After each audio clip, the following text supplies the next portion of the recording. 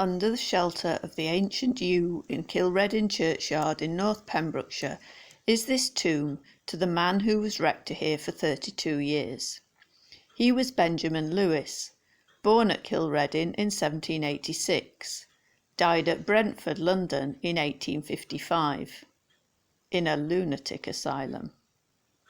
In this video, I tell the strange story of a man who, though wealthy, believed himself poor, though disturbed in mind, was a rector and magistrate for 3 counties, and who died once, but whose death was announced 3 times in the newspapers. Benjamin Lewis's father, John Lewis, had inherited from an uncle, Dyffryn, a small gentry house and farm, along with the farm of Lancombe. His son and heir Benjamin was educated at Jesus College, Oxford, gaining a BA in 1805 when he was 19 and getting his MA in 1809. Benjamin Lewis went into the church. He was ordained and became curate of Cilrhedyn in 1814 on a stipend of £75, a convenient appointment, as from Dyffryn he could walk to the church in a few minutes. He was appointed rector of Llanfihangel Penbedw near Boncath in 1815, but the living he really wanted was that of Cilrhedyn, and when it became vacant in 1824 he got it. Benjamin Lewis was now very comfortably situated to manage his property and his parish from Dyffryn, and derived a good income from both. His property included Dyffryn House and Farm, cottages at Cwmpedran, Lancombe Farm and Danagar Farm next to the church, and he also had tithes from a large agricultural parish. He was a man of wealth and influence, sitting as a Justice of the Peace in Pembrokeshire, Carmarthenshire and Cardiganshire. The Reverend Benjamin Lewis never married. He lived at Dyffryn very comfortably with servants and his own pack of foxhounds. He seemed to have a wonderful life ahead of him, but there were difficulties on the horizon. In 1836 he had a dispute with Mr. Thomas, the farmer at Timour Farm next to the church, who was a tenant of Lewis of Llanview, over a slang or strip of land, part of the church's glebe land, and unfortunately bang in the middle of the farm which Thomas rented. Mr. Thomas somehow managed to offend the Reverend Benjamin Lewis, and the rector gave him notice to quit the slang. A complicated boundary dispute ensued, and the jury found against the rector. There was also disquiet in the parish against tithes, which were increasing, and the turnpike trusts, who were charging tolls on farmers using their roads to cart lime for the land or to move stock and produce. The resulting Rebecca riots, which lasted from 1839 to 1843, brought rioting and unrest. Toll gates were destroyed by groups of men with blackened faces wearing women's clothes, calling themselves Rebecca and her daughters, after the biblical passage in Genesis where it says Rebecca will possess the gates of those who hate them. It was not a good time to be associated with the gentry, the church, or the justice system, and the Reverend Benjamin Lewis was in all 3 camps. He must have been a very unpopular man. In January 1832, before the boundary dispute and before the Rebecca riots, this notice appeared in the family notices section of the Cambrian newspaper.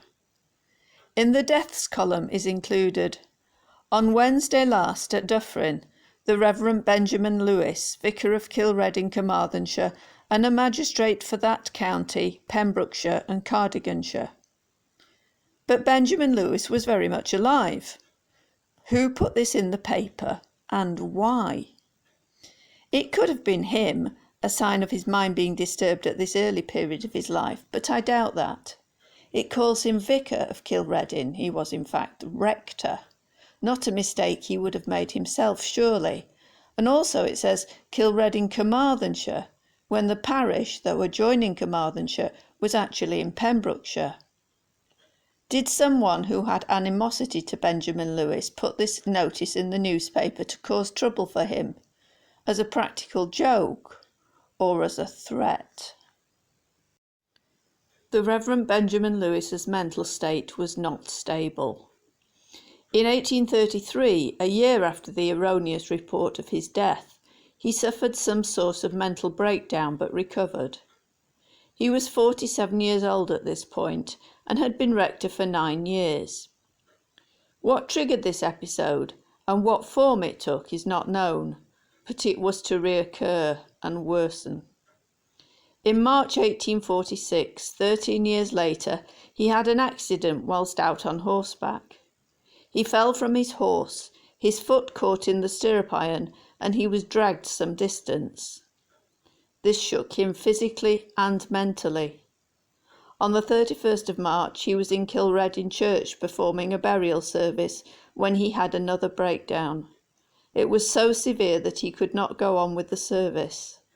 This must not only have been distressing for the rector, but also for the mourners at the funeral. Benjamin Lewis was now 62. He had an income of £1,000 a year, split equally between his living as rector and rents from his property. He had feared being incapable of administering his property and had told a fellow Carmarthenshire magistrate, Captain David Davis, that should he ever be in a state so as not to look after his own affairs, he wanted Captain Davis to do so on his behalf. The rector's mental state was in fact so bad that Captain Davis did more than that. As a magistrate, he had the power to have him admitted to an asylum, and he did so. Asylum provision was not well developed in this period. There were a few private establishments for the wealthy insane, but not in Wales, so it was to one of these Benjamin Lewis was sent. Wyke House in Bedford was a rather nice mansion near Zion House, run by Dr. Costello and his wife. The rector became an inmate there, leaving his home at Dyffryn, never to return. In April 1847, a year after his breakdown at the funeral, he was the subject of a commission of lunacy held at the Coach and Horses Inn next to Zion House before a lunacy commissioner and 15 special jurors. The commission was unopposed. Captain Davis gave evidence, as did William Williams, Esquire, MP for Coventry. Benjamin Lewis himself was clear he was not capable of looking after himself or his property. Despite this self-awareness, the rector was suffering from delusions. Despite his wealth, he had episodes during which he believed himself to be near destitute, a once common delusion at a time when there was no state safety net in the form of the welfare state, and poverty meant the workhouse. By fortunate coincidence, in 1846, the year the Reverend Benjamin Lewis was admitted to Wyke House, a report was written in the Living Age magazine about the asylum, which gives an idea of what it was like. The house was set in a beautiful garden with lilacs, laburnums, rhododendrons and flowering shrubs. The unnamed reporters were at once assured of the lack of dangerous lunatics by the sight of a nurse carrying Dr. Costello's baby in her arms. Dining in the dining room with the patients and Dr. and Mrs. Costello, the reporters were taken by how genteel it all was. The patients politely passed the salt and pepper and discussed the topics of the day.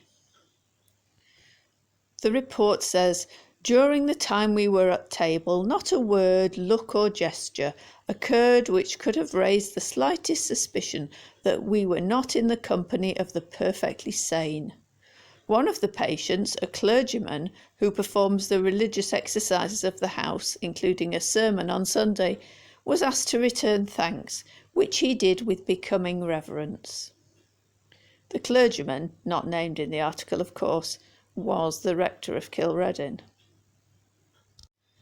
The article assures us that the inmates were at perfect liberty to sit in the elegant drawing room, walk in the gardens, or even the neighbourhood, telling the reader there is not a strait waistcoat or a belt or a pair of hand mufflers under the roof.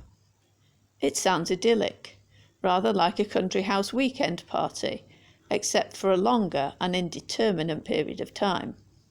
However, there was a complaint in the same year from the wife of an Irish inmate and former friend of Dr. Costello, who wrote to the lunatic commissioners with a different tale. She claimed he was left for hours unattended, without water to drink, and chained to his bed. Dr. Costello left a few years later, and Wyke House was under the management of Robert Gardiner Hill, a doctor who developed the non-restraint system. However humanely or not he was treated, the Reverend Benjamin Lewis did not get better. A year after his admittance to Wyke House, another death notice appeared in the press. This was under the clergy deceased section of the Gentleman magazine, and it said, "At the residence of Dr. Costello, Wider Park, the Reverend Benjamin Lewis of Dyffryn, Vicar of Cilrhedyn, County Pembroke, and for upwards of 30 years a magistrate for the counties of Carmarthen, Cardigan and Pembroke. He was of Jesus College, Oxford, M.A. 1812, and was presented to his living in 1828 by the Lord Chancellor." But the Reverend Benjamin Lewis was still very much alive. Again, this report is littered with errors. In fact, almost everything in it is inaccurate. His name is misspelt, vicar not rector. The year of his award of M.A. is wrong, 1812 not 1809 as it should have been. Dr. Castillo not Dr. Costello. Wider Park instead of Wyke House. 1828 instead of 1824 for the date of his getting his living. This was fully 15 years after the previous false death notice. Was there someone still so filled with hatred of the rector that they would do this again after 15 years? Or was it some bizarre symptom of Benjamin Lewis's condition that he periodically wrote his own obituary and littered it with inaccuracies? In 1855, death notices appeared again, without errors, and this time the Rector of Cilrhedyn really had gone to meet his Maker. His body was brought back to the church he knew so well, and where he remained rector even during his 9 years in a private lunatic asylum. During this time, a curate, William Harris, had been holding the fort, living at Dyffryn and holding services in the church, but towards the end at Cadivor Hall, as the church had become so dilapidated it was unusable. Benjamin Lewis's body was brought all the way back from London for burial in Cilrhedyn, the place of his birth, where he had been curate and rector. His epitaph is finished off with an odd bit of Latin, which is a sort of near untranslatable puzzle, often set to test and try schoolboys in Latin classes. Like his many death notices, his epitaph mentions his M.A. from Oxford and his being a magistrate in 3 counties. It tells us he departed this life on the 26th day of January, A.D. 1855, aged 69 years, deeply and deservedly regretted. However, this monument is not quite what Benjamin Lewis intended for himself. He wrote his will in 1845, the year before he was taken to Wyke House. In it he is most concerned about having a memorial put up in his memory, and says some of the money from his estate should be used for the expenses of procuring and erecting a suitable tombstone, which I am desirous of being raised in my memory, and I do hereby express, will, order and direct that the same be procured of white marble, uncutted within 6 months after my decease, and placed inside of the parish church of Cilrhedyn on the wall next to the tombstone already cutted to my family in the churchyard of the same parish church. But 10 years after this will was written, Cilrhedyn church was in such a state that it was going to be demolished, and putting a white marble plaque on the wall was probably decided against by his executors for this reason. If you are wondering what happened to Benjamin Lewis's money and property when he had no heirs, well, he set up a trust to administer it. This was to be under the control of Walter Rice Howell Powell, the squire of Maesgwyn, Llanboidy, his friend, and a keen sportsman like himself, to whom he left his best double-barrelled gun, and also under the control of his friend Captain David Davis of Trowsmower, Carmarthenshire, the man who had him committed to a lunatic asylum. The money from rents of Dyffryn, Lancombe, Danagar and Vrongleed in Cilrhedyn and Fynanfair in Blaenporth, Cardiganshire, were to go to his married sister Sarah Davis in the form of a small annuity, the residue to the sons of his married sister Margaret Evans, who'd married Thomas Evans. John Evans Lewis, who had adopted Benjamin's surname on the expectation of inheriting, actually predeceased his uncle, dying in 1852, aged only 25. In the event of this happening, the money and the lands were to go to Margaret's other sons. The oldest was Benjamin Evans. If he died before the rector, then the next son, Llewellyn, would inherit, and if he died before the rector, then Thomas. It was Benjamin Evans who inherited. He is buried next to his uncle with a matching tombstone, so it was probably Benjamin Evans who eventually ordered and chose his uncle's monument. He did not enjoy his inheritance for long. He died in 1862, aged only 32, and so Llewellyn Evans inherited Dyffryn in his turn. It was sold after his death, the last of the family to own the place. The Reverend Benjamin Lewis had planted a lot of trees at Dyffryn. He made rules about them in his will. I hereby will and order and direct that no timber or other trees, pollards or saplings shall be cut down or grubbed up on my said tenement, farm and lands of Dyffryn aforesaid for any use or purpose whatsoever within the first 20 years next after my decease, and that all the plantations on the same farm be well raised and secured in, and that no cattle whatsoever be allowed to enter the same. When Llewellyn Evans inherited Dyffryn, he either didn't know about his uncle's tree rules or didn't care. It was only 6 years after the rector's death when he inherited Dyffryn, and the trees were for the chop, the whole lot being up for auction. The trees at Danagar had gone the same way 2 years earlier, and the price had gone up due to demand from railway contractors. So the Reverend Benjamin Lewis did not get his white marble plaque, nor did his trees survive him for 2 decades as he had wished. In death, as in life, circumstances conspired against this man, and things did not turn out as he would have wished. I hope you found this sad and bizarre story as interesting as I did. Please remember to hit the like button and consider subscribing to my channel for more obscure stories from the history of West Wales.